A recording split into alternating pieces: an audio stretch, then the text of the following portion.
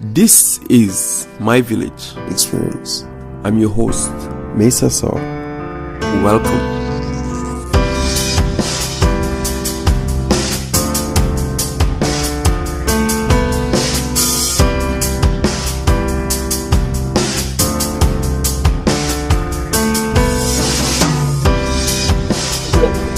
Okay. Hi villagers, this is another session of My Village the Experience, and today we have Celia. We're gonna get through a lot of things. Well, you'll discover yourself. Hi Celia. Hi. Welcome to the show. Thank you. Right from the top, if you had to say 3 essentials, what would they be? Okay, I think it's a good thing to start off your day off with a smile. Yeah. Kind of sets the tone for your day. Being mindful. Yes. Being mindful, being in the right frame of mind to take whatever the day has to give you. And slow down. Yeah, slow down. Slow down. Okay. And appreciate. Yep. And being able to be open to that mindfulness. It all kind of flows one into the other. Because when you mention mindfulness is a big part of My Village Experience, because it's a whole experience of life. When you're not mindful about what you're doing, how your day is going, most of the time when you ask people, oh, how is your day? They just tell you like, oh, it was okay, it was nice. But they don't go through, not the whole day, it's 24 hours or 18 hours, you know. But you can get to how they experience their day. So even if it was okay, it was a bad day, what exactly happened? Sometimes you can go through some aspect that was new to you, or that you didn't like, or that you liked less. But it's the whole experience of life, and that's mindfulness. And it gets me back to the whole experience of life. So where are you from? I am actually from Northern Ontario. Okay. I'm from Timmins. Wow. A small town 3 hours north of Sudbury, which is pretty far. It's a long drive. Yeah, it's a long drive. It's more than 700 kilometers from here. Wow. Yeah, that's where I was born and raised. I moved here about 10 years ago. Okay. Yeah. And how is it in Timmins in general? What is the difference with Ottawa, let's say? It's very, very northern. Okay. Very northern. I see what you mean.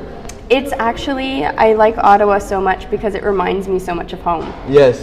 Just on a little bit of a bigger scale. Exactly. So Timmins has a very, there is city surrounded by green space, by trees, everything right out in the middle of nature. And here, I feel like I get that small town feel. Exactly. But not built up like Toronto. Scale. It's Absolutely. Kind of still spread out and spread around, and you know, you can get to know your communities and people that are around you. Absolutely. Yeah. Because that's the part, one of the parts that I like about Ottawa. It's a big town, but you still have the community part. Exactly. So you see around like basically the same people, and it's a warmer population. Yeah. And what did you want to become growing up in Timmins? When I was really young, I wanted to be a veterinarian. Okay. And did you have a dog or a cat? Yeah, we had a family dog, and the door was always open to stray cats so you're and getting dogs. Everything. Yeah, and then when I got older and found out what everything being a vet entailed, I wasn't so keen on the idea anymore. So I wanted to be a teacher. Okay. Yeah, and I changed my mind at the end of university. The year before I went for teachers college, I decided my heart wasn't 100% in it, and I really feel it's important for teachers to be 100% connected with what they want to do. Absolutely. I think it's really important. So I pulled back a bit.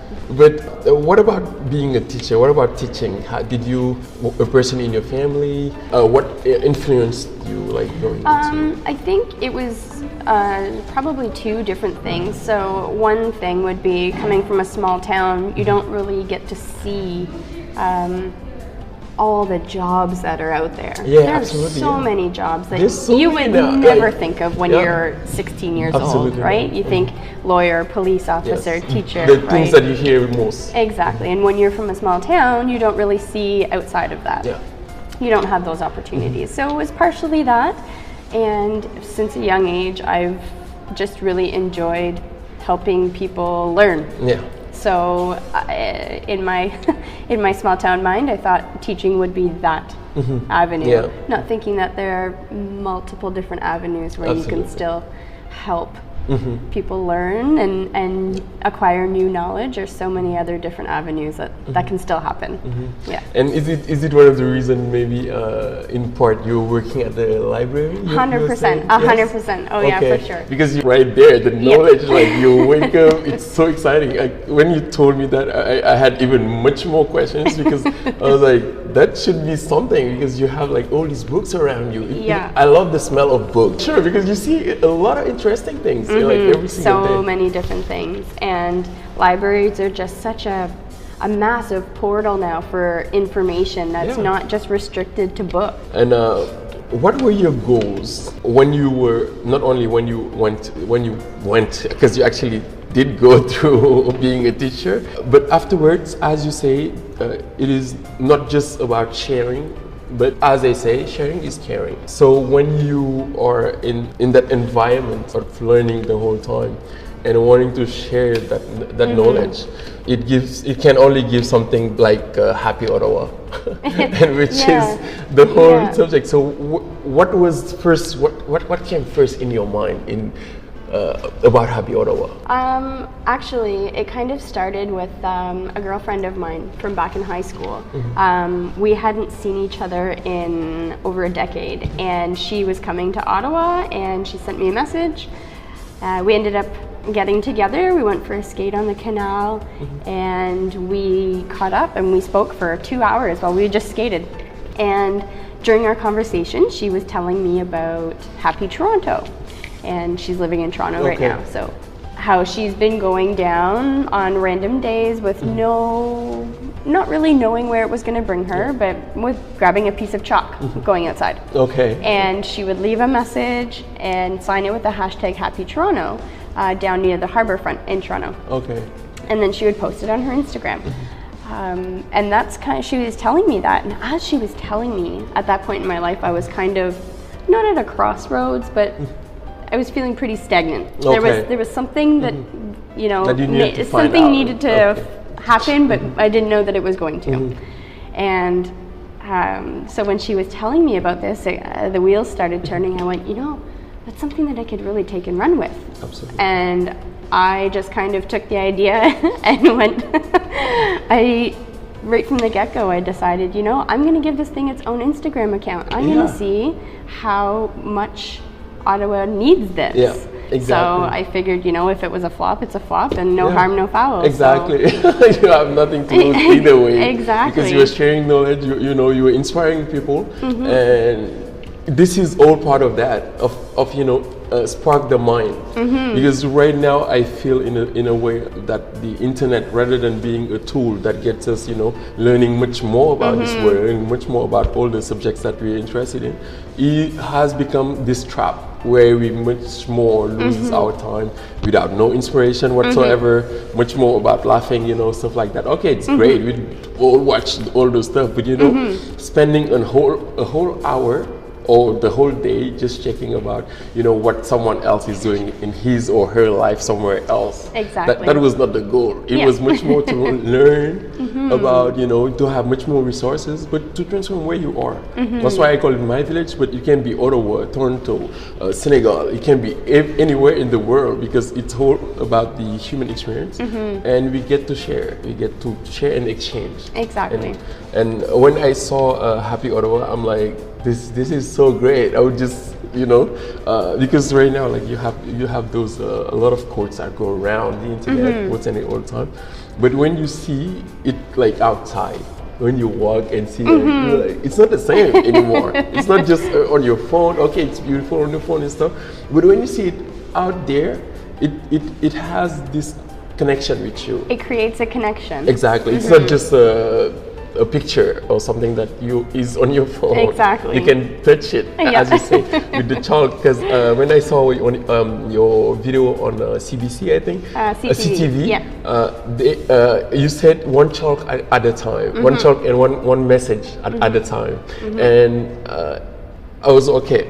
So your first message right from the name is Happy Ottawa, and even as I can see you right now, you know, you have this smile and this easygoingness. Happiness, as you say, is contagious as everything else. When you see or you are around, you know, mad people or angry people, you might become those people because it's just everything is infectious. So apart from the happiness message, which is basically how a lot of people describe what they want in life, how do you define happiness? That's funny. Defining happiness, I think, is actually really difficult. And if you actually use the word define, you are looking up a word in a dictionary, you have a very definite... Limited. Exactly. It's a definite definition of the word. It's defining it. But I think that happiness, the definition of happiness for me anyway, is constantly evolving. Absolutely. It's always changing. It's changing when I learn new things. When it could be influenced by things that happen in the community. It could be changes could be inspired by tragedies that happen as well. It's not always just the fun and happy things that inspire somebody to be happy, right? It could be them hitting rock bottom where they decide, you know, I have to look at life a different way, and it could be something like that that changes it. I think happiness is, for me anyway, it's ever evolving, but you need to be open to changing that definition in order to acknowledge that. Absolutely, absolutely. I feel in a way that, you know, when you, as you mentioned, when you define it, you kind of put it in a box in a way. But rather than defining it, have, as you said, your own definition of happiness. If you don't know where you're going, you know, when you don't know your final target, you will never catch it because you have no idea. And you were in this unlimited type of choices that you have in your life. So if you don't have something a little clear about where you want to go, you might never catch it because you just don't have no idea. And I don't think happiness is a thing either. I think I've come to be okay with defining part of happiness as being a side effect rather than something concrete. Exactly. Because it's choices that we make to see the silver lining in something or to be more positive about things. I think a side effect about making a conscious decision to see the positive, a side effect is being happy for whatever the outcome might be. So I think that I feel more comfortable now, you know, last 5-10 years of life experiences, more putting that little tag of a definition on the word happiness, but I still think it's pretty loosely defined for me and always changing. Yeah, absolutely. Well, how do you implement it? As in, what is your approach in a sense? I think multiple different things. I think one of the most successful approaches I've had at maintaining such I feel like I could be happy 365 days a year and people would call me crazy because how are you human if you're not happy that long? But I think that being able and open to acknowledging all the other feelings, the negative feelings, that, you know, anxiousness, you know, sad, anger, all that kind of stuff. If you're open to acknowledging and giving yourself the room to feel those feelings, then you're not holding them in and you're not hiding them and you're not, you know, feeling ashamed. Exactly. And if you're allowing yourself to feel them, you're giving yourself, you know, you can give yourself a time limit. I'm gonna give myself this much time to deal with these feelings. They're dealt with, move on. And just in doing that, a side effect becomes happiness because you're feeling a little bit lighter for having acknowledged these heavier feelings. And, you know, I think it comes back to being mindful. Exactly. And being open and okay with acknowledging things that society might put a more negative spin on. Exactly. Yeah. Exactly. Yesterday or the day before, I was watching, I think, the Joe Rogan, and he was talking with Kevin Hart, the comedian, and he was talking about how right now a lot of people are seeing angry in the internet, as in one day when they answer to posts about people, or even sometimes about babies. Or seriously, sometimes you can see people would post about their baby and stuff like that, and people, rather than seeing what was the message, what was the person was trying to portray, because it's beautiful, it was a beautiful moment probably, and people would just skip all of that and go straight to how do you handle your baby? It's not a proper way, or your baby is probably dying or something like that, and you were like, how did these people, and you can only acknowledge their perspective, but you at the same time you're just like, this doesn't make sense. And the internet kind of opens a way to all those emotions right now. That's why it seems from some studies it shows that the more you use internet, most people are prone to depression. That it leads to a lot of depression, because people are just stick to what is the image that they project, how does society, as you mentioned, answer to that projection and stuff like that. And so you find yourself in a world that you don't know where to go. Exactly. What is right finally? Yeah. Should you just stop doing anything about your life, or just even expressing yourself? And I feel that when you go to a level that you keep the person from expressing themselves, that you kind of killed a part of that human being. Yeah, exactly. Exactly. And what is the achievement that you're most proud of, apart from Happy Ottawa? Because I'm proud of Happy Ottawa. Seriously, I love it. I think one of the things that I'm most proud of is figuring out how to have a work-life balance where self-care is at the forefront of both. Yes. I think that's a really tricky one to juggle, where a lot of individuals feel like, finally they've got the work-life balance figured out, but maybe at work they're still finding themselves giving too much of themselves and too tired, and at home the same thing, where maybe they don't stay late and do overtime and don't get paid for it anymore, and that kind of thing. They've drawn that line, and they have their lunch breaks and they take their coffee breaks, and they're there from 9 to 5 and that's it, and they don't give any of themselves back to work anymore, and that's it. And then at home it's 5 to 9 o'clock the next morning, and they give everything they have at home. But if you're giving everything that you have everywhere that you go, and you're not giving yourself time to replenish and refuel, as in what is left of you, you're serving from an empty vessel, and how can you do that? It's impossible. Try pouring yourself a cup of tea with an empty kettle.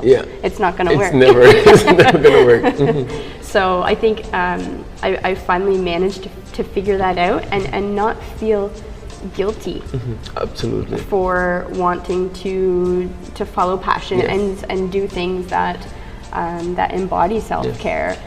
If it's 5 minutes a day of writing in a journal, or 5 minutes a day of painting, or singing, or whatever. So many things. What's 5 minutes in 24 hours? Seriously. And if it's something that you can do every day, and maybe eventually you can stretch it to 10 minutes. Exactly. That kind of thing. Exactly. So it's we all make room for what we really want to do. Exactly. For the important things. Yes, exactly. So I think that was something that was really, it took a long time to figure out, and I'm really happy that I have. Yeah. So that is your most proud achievement. Yes. And I really think that it cannot get better, because at the end of the day, it's you with your body, with your state of mind, with all those emotions that you mentioned earlier, that you're jungling with like the whole day. So good and bad emotions. But at the end of the day, it can take toll on you. So if it has this much more negative part or this much more positive part, you're just going that way too. So as you say, the self-care is more and more what is missing nowadays. And it seems really worldwide. I can go to Senegal right now, they literally have these type of issues too, about the internet, about how the society is changing right now and how fast it's going. So even people start to forget about self-care. They're much more projecting about how the society takes their choices, your own choices. Society doesn't really have anything to do say about your choices. Yeah. It's yours. We are society. Exactly, We're we the are. ones who are telling society what society should be thinking.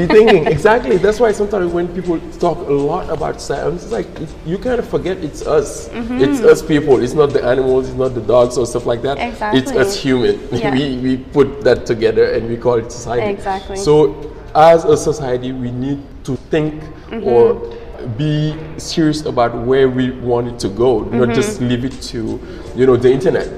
Or the last craze about the internet, or the last dance, or the stuff like that. I'm like, no, that is okay, cultural, but that's it. It's cultural, but there are much more serious things that we need as a society to tackle together. And it's one of the reasons of my village, because as in Africa in general, the village as it used to get, it was to get all the people together, from the elders to the youngsters, but everyone would have their say in a sense of what is happening in the society.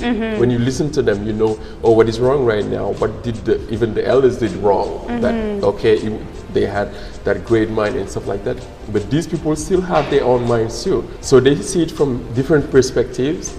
And when it all comes together, you have a better society. You cannot have a worse society. Exactly. If all minds would come together, you can just get it better. It cannot go really wrong. So from there, what is the most difficult lesson that you've juggled with? I think it's to slow down. I've been very, very. It seems like I always need to have something on the go, and a lot of the times I forget that I have things on the go, and I add more to my plate, and I add more to my plate. And I think one of the most difficult things that I've battled with in my life is saying no. It's a big one. And when I learned how to overcome that, it kind of felt like saying yes, but I was saying yes to myself. Yes. Instead of, like, why am I saying yes to things that sometimes you don't like, or you don't like, or I'm doing it because I feel bad, not because I want to. Exactly. So when I kind of, it took a long time to make that change, even though I was acknowledging it and trying. I still had a really hard time actually saying no, but it comes a lot easier now. And I don't mean no to be mean or no to be, I don't like you. No, I'm not doing this. It's more of a saying yes to myself. Absolutely. Absolutely. To your own choices. Exactly. Rather than just, going with the flow. Going with the flow is great, but go with your flow. Exactly. not that, Everybody has a different flow. Yes. Right? So. Absolutely. These are values that you might find around the world, which is happiness, emotions, mindfulness, these flows that we were talking about. And they, at the same time, all the values that you see through the spiritual schools, the religions and stuff like that. So right now, mindfulness is something big. It seems that it's a new thing for everyone, which is definitely not the case. Yeah. And do you have a practice, a spiritual practice? There's a couple of different things. Something that I do every single day that people, you talked about writing, I think. Actually reading. Reading, okay. So people probably think of reading as a pastime, not necessarily as a spiritual or religious aspect. And I probably wouldn't slot it in those categories either. But it is something that I do every single day, even if it's for 5 minutes. The convenience of ebooks. Yes. I much prefer reading actual books over ebooks, but I always have an ebook on my phone for if whatever reason I don't have a book with me, I still have something. Absolutely. So even if it's 5 minutes a day, a few years ago I went on a meditation retreat in Montebello. I had never meditated before a minute of my entire life, and I decided to go to this meditation retreat where you could not talk for 10 days. Wow, I need to hear about that. And I actually was very successful, and I pulled a lot of really good stuff from that retreat that I still use in my everyday life. Absolutely. And I found meditation to be very, very beneficial. However, before that, how did it start? How did you get to the meditation? Or just from the first days? How did it work for you? Because I know about meditation. I do meditate myself since more than 10 years ago, but I know it's not easy. No, it's not easy. And actually the same girlfriend from high school who told me about Happy Ottawa, during that same conversation is when she told me about this meditation retreat. And that's where I learned about it and decided that this year I'm going to do that. Yeah. And I did. Oh, wow. I did it later that year. So I think I was just looking for something, but I didn't know what I was looking for, and I didn't know what I was going to find. And Happy Ottawa and that meditation retreat all kind of happened in the same year. And it was just kind of 2015 was just a really kind of breakthrough year, I guess, for myself on a personal level. And so anyway, meditation. After I came home from the retreat, probably for the first couple of months, I was very diligent about meditating in the morning and in the evening, half an hour at least. And I was really good. And then life happened and I hadn't meditated for months and I was starting to feel down on myself for it. And then I acknowledged it was the taking a step back and acknowledging, you know what, it's something that I do want to do. I still pull other bits from that retreat and use it in my daily life. Why am I beating myself down for not doing an additional thing from that practice? So I keep it in the back of my mind. It's something that I want to get back to doing. But I'm allowing myself to, it's okay that I'm not practicing. It's fine. Because you recognize what you want to do. It's like any other choices. And nobody's checking in on me. Nobody's going to write me tickets or give me an F for not doing it. For not showing up. Absolutely. And, for meditation, once you start, as you said, and when you stop, I recognize from myself, you see a difference, even in your state in general, and from there you're like, okay, this was maybe the reason why I actually went at the first time. Because sometimes we forget what led to some choices that we had in life that were great or bad, but still recognizing it helps us much more to getting it back with the reasons why. Exactly. And I'm sure meditation probably did that. I find it very, very easy to go back. I can take a step back much easier and be just, be a third party. Exactly. Sometimes that's what I say to people who tell me, meditation sometimes it's right when you want to start that your whole mind, as they say, the monkey mind comes again. I'm like, that's actually part of the process. But what you have to recognize again is much more about finding that time. So it can be, as you say, 30 minutes, it can be 1 minute. I told some of my friends, I'm like, seriously, it can even be seconds. It depends all on you. Take seconds and be like, okay, I'm doing nothing. For those 5 minutes, you're probably just going to be scrolling mindlessly on social media anyway. And without, mindlessly and be just, strolling through the whole thing, but not even realizing what you were doing that whole time. And most of the things that we mentioned are parts of social issues that we have right now. Do you have any social issue that is dear to you, especially? I think it's probably more of a generic one, and I don't really know which avenues I kind of feel more strongly about, but as a whole, I think mental health is really something that's, it's not necessarily close to home. I think we all have people in our family, in our direct family. Even personally, in your own head, in your own life. You need to. 6 degrees of separation. We all know people that have that suffer from mental health issues, and I think it's really, really important that everybody kind of does their part. No matter how big or small your part is, it's still your part in breaking that stigma that somehow has been placed on these mental health issues, and why mental health is so different than physical health. And why it's so taboo to take a sick day at work, for example, if you're not all there mentally today, as opposed to, like, why is it any different if you're not feeling all well in your stomach? Yes, exactly. What does it matter? Yeah, definitely, It shouldn't matter. No. Definitely not. Because, your state is your state. And mental health is not less important than your physical health. No, it's your health. Exactly. When you are not physically, able, you just cannot. But your mind too, and it's even worse for your mind because you cannot really touch it. Exactly. So you have to deal with it in a way, and recognizing your state of mind, basically, which comes back to mindfulness and self-care. It all kind of ties into itself. And self-care again, and happiness, as you mentioned. So for the last point, if you had an anecdote or an event that had a big impact in your life, what would it be? I think I briefly mentioned it, but that meditation retreat was a really, really big. That was a really big thing for me. And as you mentioned, the monkey mind, they actually talked about it in the discourses at the end of every day.